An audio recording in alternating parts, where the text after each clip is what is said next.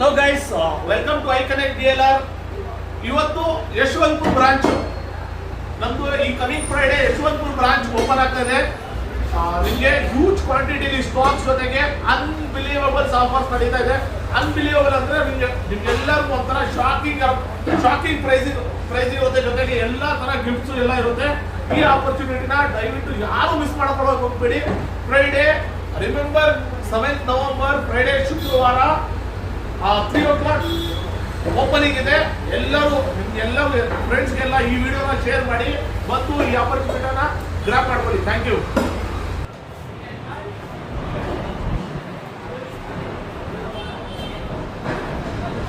Left मार ले sir, left देखा ले, खाली लेफ्ट का स्टॉप देखा ले।